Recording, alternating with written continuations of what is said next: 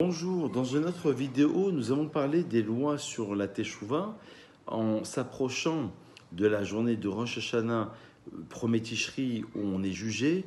On essaye de faire ce qu'on appelle les Slichot, 40 jours avant le jour de Kippour. On prend conscience de ses erreurs et on essaye de revenir vers Dieu. Il y a deux commentaires qui s'affrontent, dans les Rishonim. Il y a le Sefer Acharedim, qui considère que c'est une mitzvah, un commandement positif de faire Teshuvah. Et le Rambam plutôt dit que c'est un commandement positif de faire le vidouille, la confession de ses péchés, ça veut dire d'exprimer. On a expliqué toutes les étapes, exprimer ses erreurs.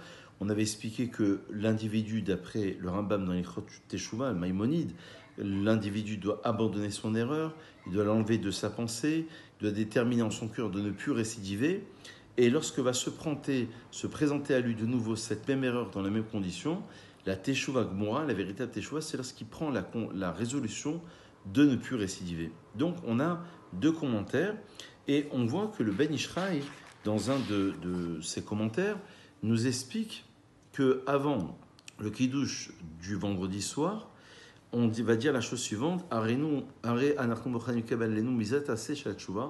on accepte sur nous un commandement positif de faire Teshuvah, comme c'est marqué dans Devarim, dans Parashat Nitzavim, Veshavta ad Hashem Elohecha, tu reviendras vers l'Éternel ton Dieu.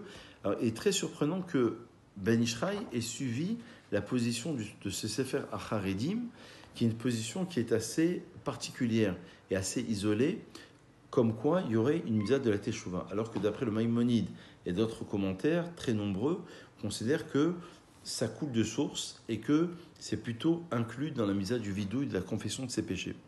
Alors, j'ai vu un commentaire dans le Kol Dodi du Rav Daniel Cohen qui explique qu'il y a deux idées, et c'est là où je voulais vous emmener. Il y a une première dimension dans la Teshuvah d'un homme qui a fauté, et donc c'est la Teshuvah comme nous on l'a défini. Il y a donc c'est de cela dont parlerait le Rambam, Maïmonide, alors qu'il y a une seconde Teshuvah dont parlerait le Sefer Acharedim, qui est celle de celui qui n'a pas vraiment fauté, mais il veut s'approcher de Dieu. Et c'est là où je voulais vous emmener, puisque le Or Achaim Akadosh explique que le but même du repentir, ce qu'on appelle nous la Teshuvah, c'est ramener la lettre He, Shuv, He, ramener la lettre He sur le nom de Dieu, c'est d'arranger ses actions, dit le Or Achaim Akadosh.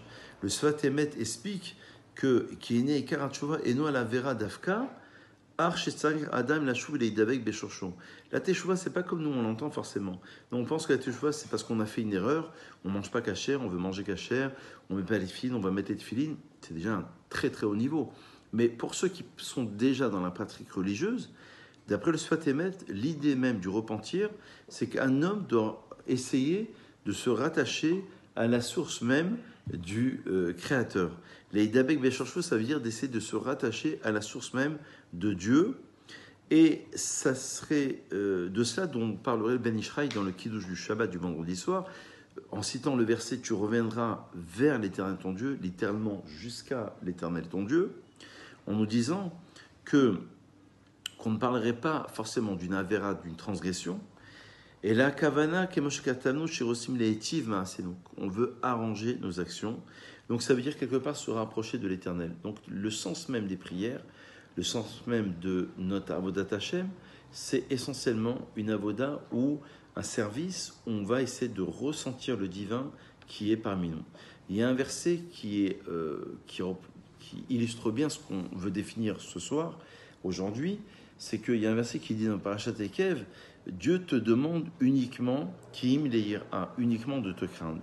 Et la Gemara, dans Brachot, nous explique que est-ce que la crainte, c'est une chose qui est facile? On dit que Dieu te demande uniquement de le craindre. Pourtant, c'est énorme. Dans la crainte, il y a la crainte révérentielle, il y a la crainte du châtiment, il y a Yira Tata'a, Yira Ila'a, la crainte d'en bas, la crainte d'en haut. Et la Gemara répond en disant les Gabé Moshe Rabbeinu in. Oui, vis-à-vis de Moshe Rabbeinu, c'était une chose qui était facile. Le Baal HaTanya explique et pose une question sur ce passage talmudique en disant mais la Torah ne s'adresse pas à Moshe. La Torah s'adresse essentiellement à chaque juif. Donc, comment comprendre cette réponse talmudique en disant qu'on parle, oui, de la crainte concernant mon cher Rabbeinu. C'est une chose qui était relativement facile. Mais on s'adresse à chaque juif. Et le Baal HaTanya dans le Tanya nous explique qu'en vérité, et c'est une réponse très chassidique, vous allez voir, en vérité, chaque juif a en lui une ira, une forme de crainte, qui est enfouie, qui est cachée dans son cœur, et qu'il va falloir révéler. Donc c'est peut-être ça, finalement, ce dont on doit être conscient. C'est pour ça que la Gemara nous dit que Ma, c'est Mea. Qu'est-ce que Hachem te demande? Ma Hachem Elohecha Doresh Me'emar Ki im le'yir'a. Ma, il y a un Tosfot d'ailleurs dessus, qui explique que Ma, c'est Mea, c'est 100 brachot par jour, parce que chaque bracha que l'on va faire, on sort des toilettes, on veut boire un verre d'eau, on veut manger, on veut consommer, on prononce une bénédiction pour élever le monde de la matière à un niveau spirituel. Ça veut dire qu'à travers chaque action que l'on va faire dans notre vie, on va essayer de ressentir la crainte divine. Et c'est ça ce qui se passe dans l'idée de la teshuva. Il y a une teshuva par rapport à des erreurs, mais il y a une teshuva pour essayer, même lorsqu'on est déjà dans le cheminement d'un rapprochement avec Dieu, pour essayer de se rapprocher de Dieu et de comprendre dans chaque fait et geste de notre vie comment Dieu nous a amenés dans telle ou telle circonstance et voir quelque part la main de Dieu. Donc si Dieu m'a fait rencontrer ou voir ou assister à telle circonstance ou à tel événement ou telle personne, c'est que je vais essayer